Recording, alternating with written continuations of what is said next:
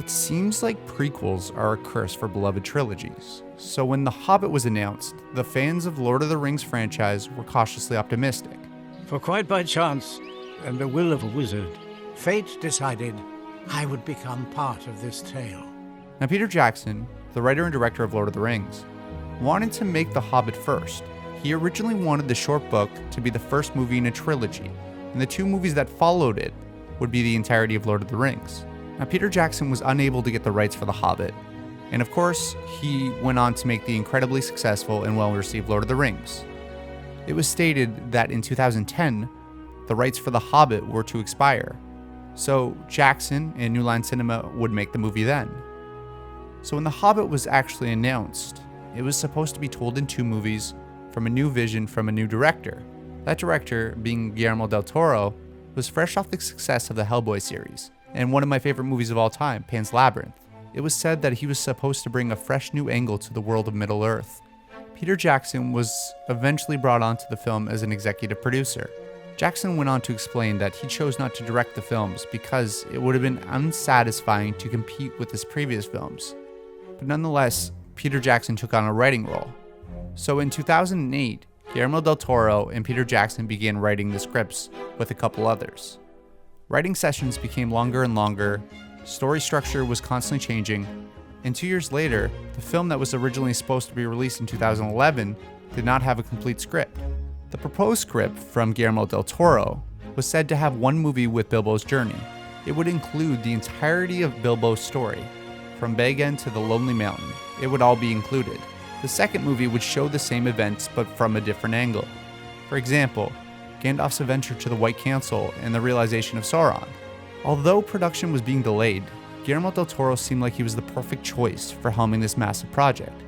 Del Toro actually said he interpreted The Hobbit being set in a world more slightly golden at the beginning, and the film would take you from a time of more purity to a darker reality throughout the film, but in the spirit and the manner of the book.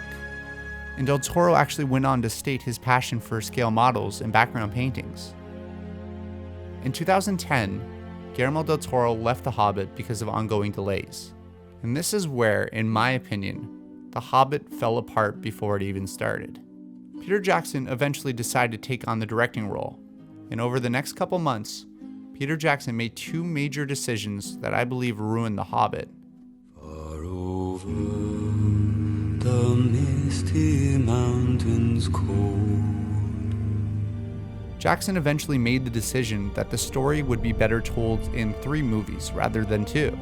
The story would take on a more linear approach than had been originally intended, and the decision to include the Battle of the Five Armies. Although it can be debated, I feel like An Unexpected Journey was the best of the trilogy. You might ask why. One simple reason. It's Bilbo's story. No. I'm not a burglar. I've never stolen a thing in my life. He's the main character. His arc is the one we follow. It's just like the book. It's a Hobbit's tale. Not to mention that Martin Freeman is pretty much perfect for the role. Fair enough. I feel the biggest problem with The Hobbit overall is the tone is all over the place. The Hobbit should have been exactly what the book was. A lighthearted adventure story with warriors, monsters, and an unlikely hero. What we got was Peter Jackson giving us some lighthearted moments that The Hobbit has to offer, mixed with force-fed, unapologetic epicness that stands out like a sore thumb. Well, why did Peter Jackson do this? Simply put, it's the fear that The Hobbit will feel anticlimactic in comparison to The Lord of the Rings. This simple fear snowballs into something that is abysmal in my opinion. It's the inclusion of characters and things that would, in their opinion, improve on the source material. It's almost too easy to criticize the inclusion of Tiriel and the forced unearned relationship she has with one of the dwarves. The inclusion of Legolas, a fan favorite, because, hey, he could have been in The Hobbit, and the whole last movie feels like something completely separate out of another story. Almost every inclusion that's not in the original book that's The Hobbit sets the story ajar and feels out of place. Whether you like the additions or not, it doesn't really matter, because ultimately it waters down the most important thing in this story, Bilbo. Every side character, secondary story, or callback to The Lord of the Rings distracts from what the story should be leading to, Bilbo and a dragon. This is actually something that the film pulled off beautifully. It's just a pity that the scene is bookended with this and this. Now that we've established that The Lord of the Rings should have a clear divide in tone, there's one thing that should have not remained changed from the two trilogies.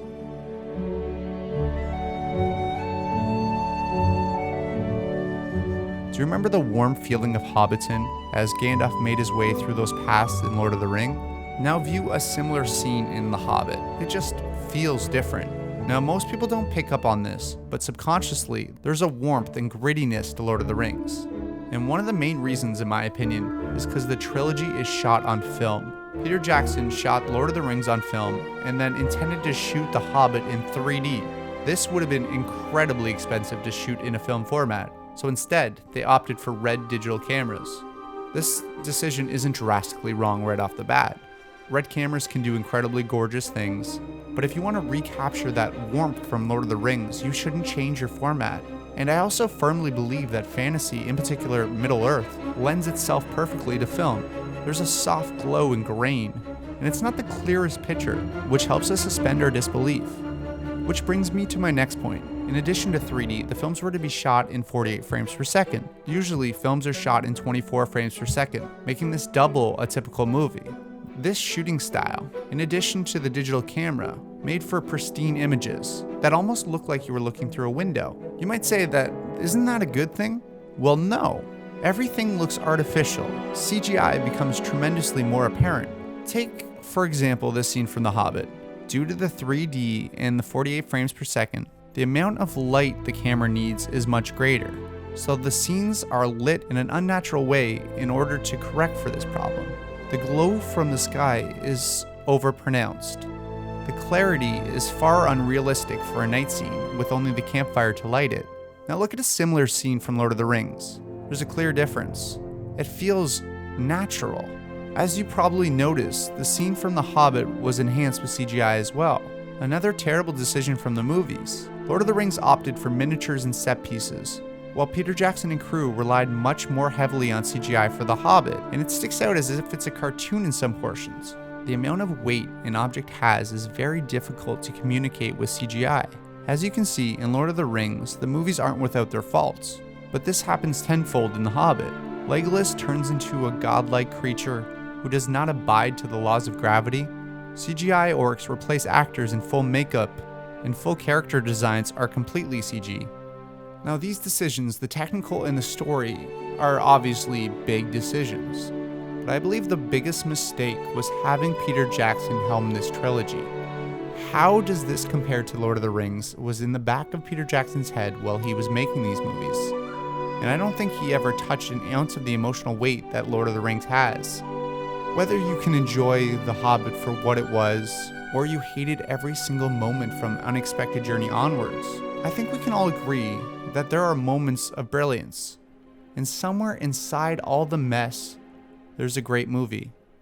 So let me know what you think of my opinions on The Hobbit. As always, thank you so much. Please consider supporting me on Patreon. I really appreciate it, guys, if you do.